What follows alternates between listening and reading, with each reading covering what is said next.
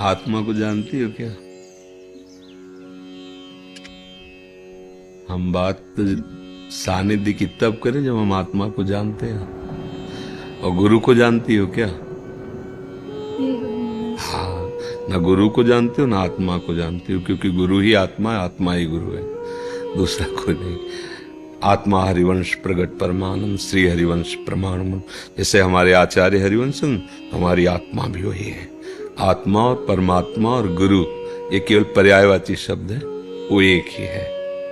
तन मन धन, इन तीनों की पवित्रता हमें आत्मज्ञान की तरफ बढ़ाएगी, अपवित्रता शरीराभिमान में फंसाएगी। अगर धन पवित्र है तो उससे की हुई सेवा आपके हृदय को पवित्र करेगी। धन अपवित्र है तो उससे की हुई सेवा आपके हृदय को अपवित्र करेगी। मान लो आप गंदे आचरण से धन कमाया है और सोचो कि साधु महात्माओं को खवा देंगे तो पवित्र हो जाएंगे, अपराध लगेगा। क्योंकि अधर्म के द्वारा कमाए हुए धन से वो जहां भी जाएगा अधर्म का ही भाव प्रकट करेगा। तो उनके धार्मिक भजन में या धर्म भाव प्रकट करने वाले आप हुए ना, तो जितनी देर उनको जलन होगी, अशांति होगी, उसका दंड आपको भोगना पड़ेगा।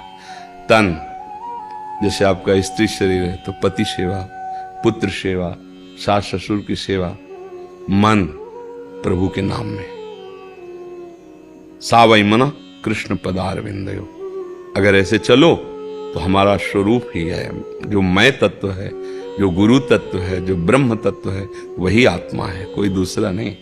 उसे जीव कहा गया है शरीर अभिमान के कारण, शरीर में आसक्त होने के कारण जीव कह दिया गया। नहीं, वो शिव स्वरूप ही है, वो भगवत स्वरूप ही है। जब उसका बोध हो जाएगा तो वही गुरु है। हम देह भाव को लेकर सोचते ना कि गुरु के सानिध्य में ये पांच भौतिक शरीर, ये गुरु हो नहीं सकता, ये परिवर्तनशील, नाशवान है, एक दिन इसकी दुर्दशा हो जाएगी। इसका गुरु तत्व है जो नित्य है, सच्चिदानंदमय है, गुरु साक्षात परब्रह्म। तो परब्रह्म ही गुरु है। वो इस शरीर में आके बोल रहा है, उपदेश कर रहा है, इसलिए शरीर की वंदना करते हैं। जैसे आप मंदिर में दर्शन करने जाते हैं तो प्रथम सीढ़ी से पैर छूना शुरू कर देते हैं, तो वहां क्या है? ईंट सीमेंट की सीढ़ी है, पर हम प्रथम सीढ़ी से इसलिए छूते हैं कि इससे चढ़ के जाएंगे और ठाकुर जी के दर्शन होंगे। तो धन्य है हमारे ठाकुर जी की प्रथम सीढ़ी जो दर्शन कराती है। ऐसे ही गुरु का शरीर मंदिर है, ये इसके अंदर गुरु बैठा हुआ है, और जो अंदर बैठा हुआ है तुम्हारे अंदर बैठा हुआ है। अखंड मंडलाकारम व्याप्तमेन चराचरम तत्पदम दर्शितमेन तस्मै श्री गुरु। अखंड मंडल में व्याप्त गुरुदेव भगवान है कि नहीं? तो जब आपको आत्मज्ञान हो गया, आत्मा को परिचय मिल गया, तो वही गुरु है, वही परमात्मा है, फिर कोई प्रश्न नहीं रह जाएगा। इसका मतलब हमें आत्मज्ञान नहीं हुआ, तो हमारी दृष्टि रहनी चाहिए गुरु के वचन पर। यही है उनका सानिध्य। अगर उनकी आज्ञा हम मान ले, जैसे आपसे प्रार्थना की कि आपका स्त्री शरीर तो पति में भगवान, सास ससुर की सेवा, पुत्र में भगवत भाव से पालन पोषण, उसका धर्म से पवित्र आचरण से रहना, कमाए हुए धन को ठीक से विचार पूर्वक खर्चा करना, नाम जप मन के द्वारा करना, तन से सेवा करने। अभी देखो आपको अंदर अनुभूतियां होने लगेंगी। शरीर से कोई फर्क थोड़ी पड़ता है कि स्त्री शरीर है या पुरुष शरीर है, ये कपड़े हैं स्त्री पुरुष के। जो आत्म तत्व है वो सबका एक ही है, कोई अंतर उसमें नहीं, वो भगवत स्वरूप है। तो गुरु की बात मानना ही गुरु का सानिध्य है, गुरु की बात मानना ही गुरु की सेवा है। प्रगट सानिध्य को ज्यादा महत्व नहीं दिया जाता। जो सच्चा मार्ग का पथिक होगा ना, प्रगट, आप हमारे पास हो, अपनी मनमानी आचरण करो तो कुछ नहीं मिलेगा आपको। आज्ञा का पालन कर रहे हो, दसियों हजार कोस दूर हो, वहां से तुम्हें अनुभूति होगी गुरु जी का कनेक्शन है, गुरु जी, क्योंकि वो व्याप्त है, वही तुम्हारे हृदय में व्याप्त है। ये बाहरी सानिध्य को ज्यादा गलती मत करो। गुरु की सेवा, उनके वचन का पालन करना है। प्रगट में सानिध्य ज्यादा नहीं, कोई भी हो, चाहे स्त्री हो चाहे पुरुष हो। प्रगट सानिध्य उनके भी भजन में बाधक है, और आपको भी भ्रम हो जाएगा, क्योंकि तुम्हारी इतनी स्थिति नहीं कि उनका संग पचा सको। अपने जो कर्तव्य कर्म बताए गए उनमें और अक्षरशः त्रुटि मत करो, अक्षरशः पालन करो, तो देखो गुरु जी हृदय में बैठे हैं।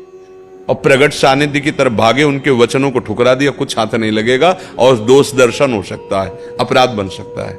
इसलिए जैसे गृहस्थ में हो ना, संतों से बस इतना संबंध, शिक्षा और भिक्षा का। हमारे पास अन्न है, हमारे पास वस्तु है, आप स्वीकार करें। आपके पास जो ज्ञान है वो आप हमें प्रदान करें, उसके अनुसार हम आचरण और दोनों भगवान को प्राप्त करें। ये ऐसी कोई प्रगट में जिससे तुम धर्म से भ्रष्ट हो और उसकी भावना विचलित हो साधना से, कभी नहीं। बहुत सावधान रहना चाहिए। गुरु तुम्हारे हृदय में बैठे हुए हैं, तुम भावना यहां करो, देखोगे गुरुदेव जिधर देखोगे उन्हीं का प्रताप नजर आएगा। बाहरी संबंध में, बाहरी संबंध। सत्संग सुनो, एकांत हो जाओ, अपने घर के काम करो, नाम जप करो। ये बिल्कुल मतलब हमारी बात समझ रहे ना, कहीं भी किसी भी संत के पास हमारी बात समझ लीजिए। या हम किसी दोष दृष्टि की बात नहीं कर रहे, अपने अपने मार्ग में चलने की। उनको अपने मार्ग में चलने दीजिए, उनका वैराग्य का मार्ग है। अगर आप ज्यादा उनको प्यार दिखावा करेंगे तो उनका चित्त कहीं भगवत चिंतन से रहित न होने लगे।